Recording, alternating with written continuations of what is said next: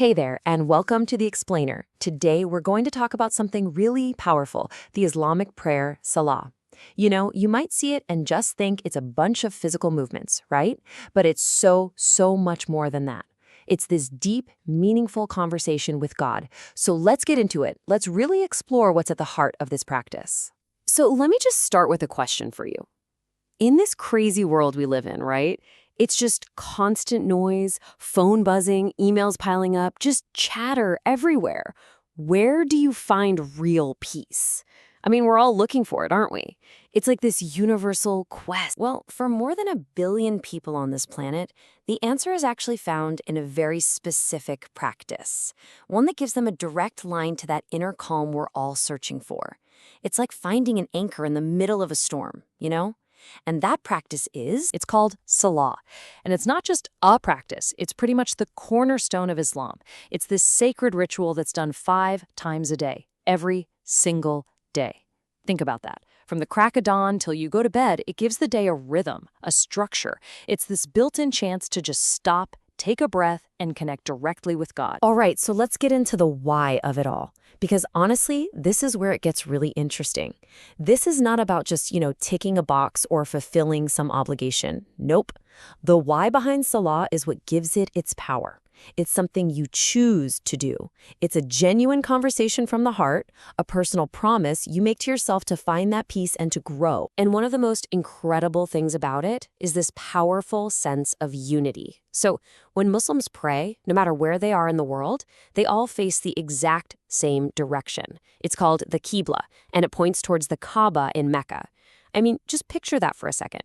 Millions and millions of people all over the planet, all turning their focus, their hearts, to the very same spot. It's just a stunning symbol of unity. Okay, so at the very core of this whole thing is a concept called dhikr. And what that means is basically the mindful remembrance of God. The easiest way to think about it, it's like a spiritual meditation. It's that moment you intentionally take to just step away. Step away from your job, from social media, from all the stuff that's worrying you, and just reconnect. Yeah, this really nails it. Salah is like a bridge. It's what takes you from the chaos of our day-to-day lives and carries you over to a place of divine peace. It's a choice you make, right? A deliberate switch from all the noise out there to a focus that's completely spiritual. And the Quran itself talks about just how transformative this is. There's this verse that basically says prayer is like a spiritual shield. It guards you against doing wrong. So it's not just about what happens during the prayer. It's about how that constant remembrance of God sharpens your moral compass. It helps you live a better, more purposeful life all day long. Okay, so we've covered the why. Now let's get into the how. This is cool because every single physical movement in Salah isn't random. It's a language. A symbolic language where each posture, each gesture has its own deep spiritual meaning. It's a conversation you're having not just with your tongue, but with your whole body. And here's the key thing to get. Each posture mirrors what's happening on the inside.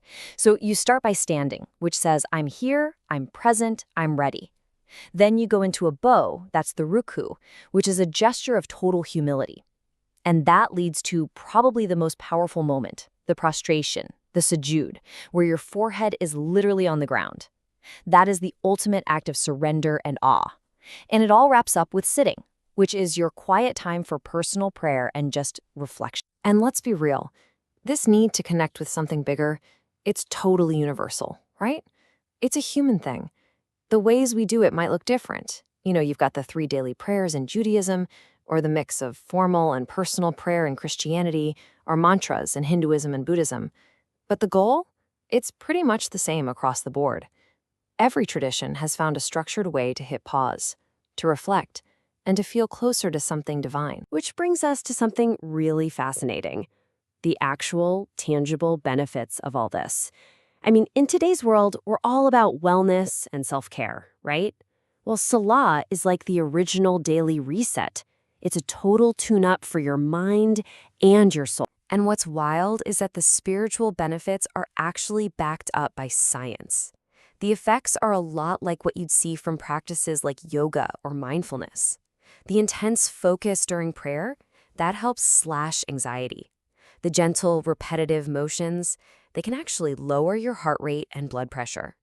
It all leads to better emotional balance, and the routine itself builds discipline and a sharper mind. But the real secret sauce here, the key that unlocks all those benefits we just talked about, is this number: 5. 5 times a day, every single day. From the moment you wake up till you go to sleep, you have this built-in, non-negotiable chance to just stop. It's not a, oh, I'll do it if I have time kind of thing. It's baked right into the structure of your day. Just think about that. A guaranteed reset button for your mind and soul 5 times over before you have to jump back into the chaos. So when you boil it all down, Salah is way more than just a ritual. It's a sacred pause, a moment to catch your breath in this crazy, fast-paced world, a chance to reconnect, to renew, and to remember what's truly important. And that kind of leaves us with one last question to think about. It's not just about prayer, it's about peace. In your own life, where do you find your sacred pause?